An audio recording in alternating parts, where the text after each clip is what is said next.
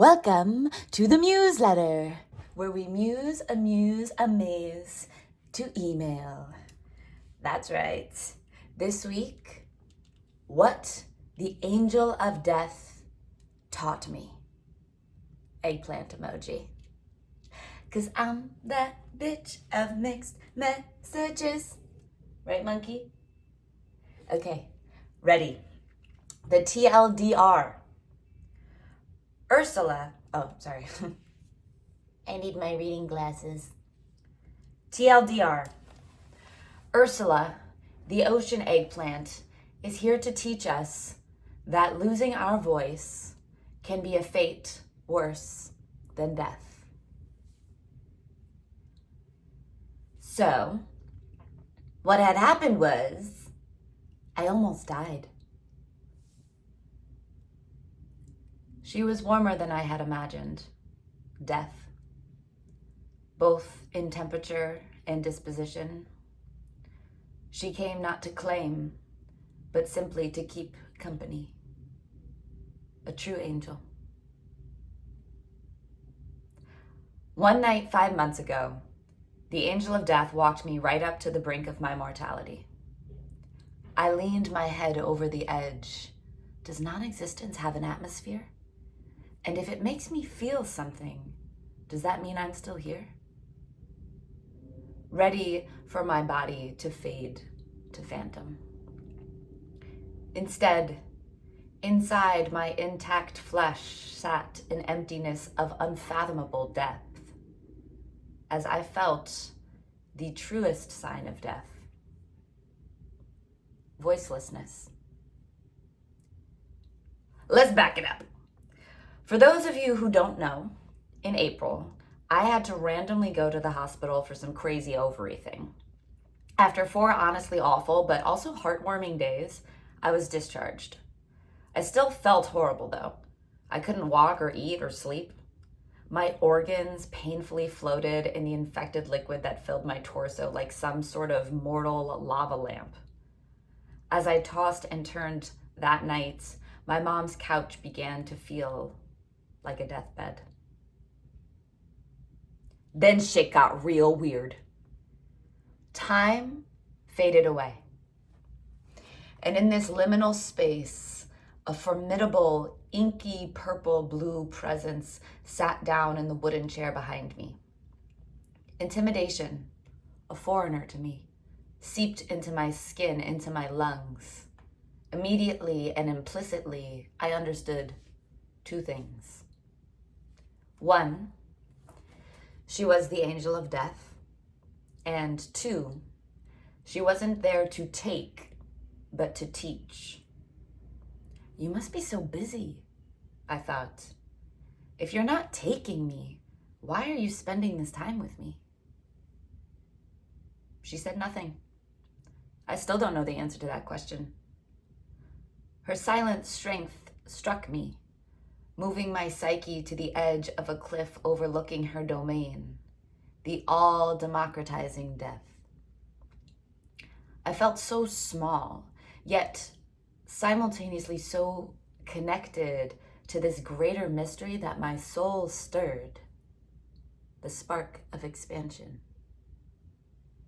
Then I turned onto my back and a warm liquid, the same inky blue as her, dropped onto my sternum and spread through my capillaries into my diaphragm, and like I felt something I hadn't felt in a while. My voice. The true breath of life. Wait. What the actual fuck?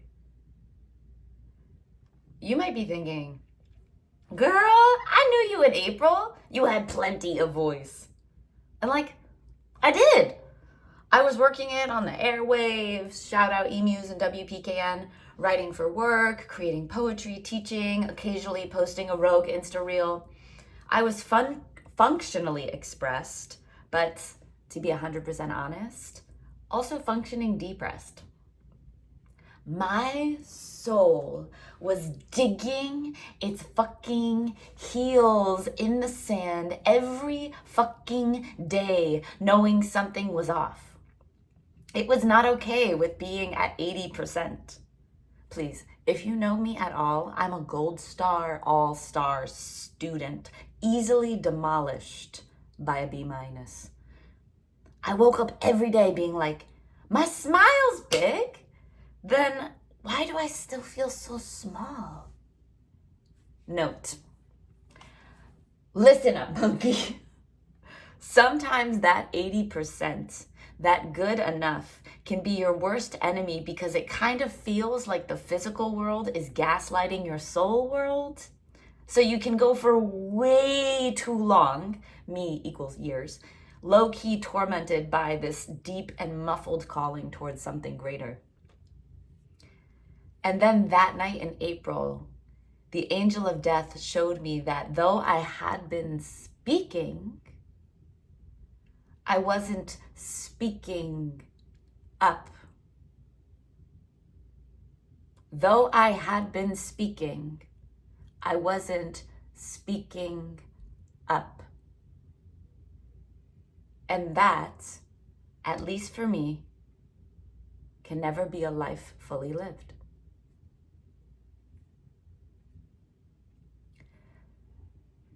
Two weeks ago, I was going through my old journals because it was the year anniversary of me beginning to write every day, holla, and I realized something even huger. The angel of death was Ursula, y'all. LMAO. Inky purple blue figure that takes your ability to speak to show you that voicelessness is a fate worse than death? Poor unfortunate souls is right.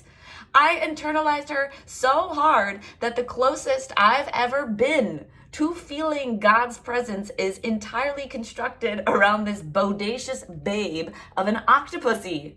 L. And honestly, like, what fucking ever, because it hit the levels of profundity that I needed. That's the power of art. PSA, pay attention to the media your kids consume. Okay, that's really it. I'm trying to figure out if I'm a spiritual person with a scientific mind or a scientist with a spiritual side. Speaking about something kind of woo-woo like this makes me a teensy uncomfortable. Hey, it's my truth. And that's the lesson this angel of death slash Ursula taught me. So here I am living it. Look at those fucking glasses. My voice is now at home within me once again. And I'm not going to apologize. Instead, I'm going to use it for good. I'm going to use it to hopefully make you feel yours again. The angel of death, she busy. She's looking to outsource some of her existential wake-up calls. So the question for you is, have you been holding back your voice? Go ahead right now as you read this, listen to this, watch this. Hum for a sec. Maybe growl. I wasn't planning on doing this. This is fun. Hell, yell if you want the reminder. I'm alive. Hear me roar. Then the question is, what does speaking up look like for you? For you, it may mean finally writing the first paragraph of that memoir you've been thinking about, or posting that reel you started months ago, or even just having a difficult conversation you've been in denial about being necessary. I didn't know how to phrase that, but I mean it. For me, ow, my foot clamped.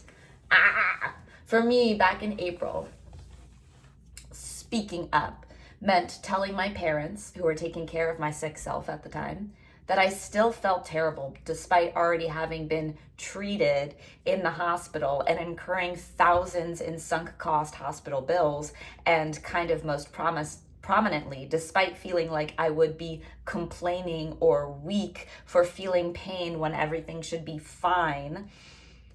And then the next day, after the whole Ursula thing, I fessed up to feeling like caca poo-poo still, and they took me to a different hospital. And guess what? It turned out my situation had progressed. I was going septic and needed surgery the next day. I'm so glad I freaking said something. Thanks, Urs. FYI, these days I feel healthier and clearer than I ever have before. Now, in my daily life, speaking up means being more active and intentional about sharing my creations in the faith that it will help others like you. Let today be the first day of your rich, fortunate soul era.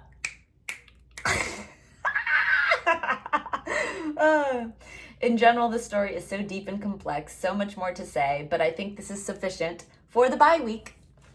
And then there's a picture of our queen. And then it says, but doesn't she so resemble? I mean, it's uncanny. And then there's, oh, this is fun. Okay, this is a poem I wrote. I forgot I put this poem on it. I wrote this a month later. I'm not going to describe the pictures. That'll take too long. My breath staggered, but she didn't. As she approached me, the drum beat as steady as the steps of the ancient empress, in inky blue crown and necklace, regaling her eminent essence, her intimidating presence revealed to me how infrequently I cower. Her power breached my body. Her blue spread through my chest and gave my lungs new breath. Her necklace, tender on my breasts, now on my head, her crown rests. Impressed, I must trust her choice. Blessed, I must use my voice. Oh, so sweet. Okay, there's a bunch of other important shit. If you subscribe to my newsletter, it's not a newsletter, it's a Museletter. If you subscribe to the Museletter, I will write you a personal motto. So hit me up. I'll put the link somewhere. Check the description if you're watching this on YouTube. I'll write you a personal motto based off some fun questions you can answer for me. So that's fun. Put that on your radar. There's a link to my last radio show, which was all themed around writing because it was the year anniversary of me journaling every day. And then, next Friday, September 30th, so I'm time stamping this video, whatever, from 9 a.m. to noon on WPCAN.org, I'm doing my 5-year anniversary radio show. I've been doing my radio show for 5 years. It's the 5-year anniversary, and I'm going hard because I like to make things. And so this is gonna be a thing. It's gonna be my top tracks of the last 5 years.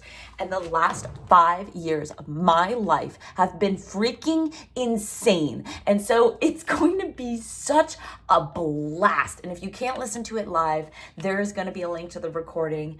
Hit me up if you want that.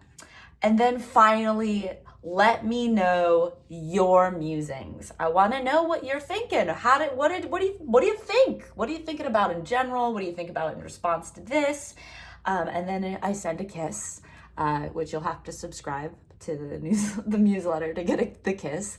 And there's bonus content. So in the Museletter, I always give something I call diarrhea at the end, which stands for Do It Yourself Artist Residency eMuse Edition. I am a math and writing tutor, and I spelled edition wrong, but it's math edition, and I think it's funny, so it's just, and it makes it spell diarrhea, so that's why it says edition with an A at the end. But so there's always a little thing you can do, a little creative activity to get your juices flowing, because it's all about being juicy in this dry world that we can tend to find ourselves in. And I was like, why is it so bright? I'm wearing sunglasses. And then I realized Good thing this monkey is so patient. And then something I call sausage making, which is the first draft of this newsletter, which I think is fun if you're a writer or you're just curious about the creative process. It's just insight into my creative process and how the beginning of this, when it's forming as nonsense and trash, that gets transformed. Yeah, it's messy. The process is messy. So it's not all easy. It's not all good. It's not all beautiful, and it takes time and patience and delight and humility. Okay, thanks. That's 15 minutes of your time. God bless you. I hope it was worth your 15 minutes. And I wish you all the best in all of your endeavors, whenever it is in time that you're watching this. Mwah, mwah, mwah, mwah, mwah, mwah, mwah. Thank you, thank you, thank you, thank you.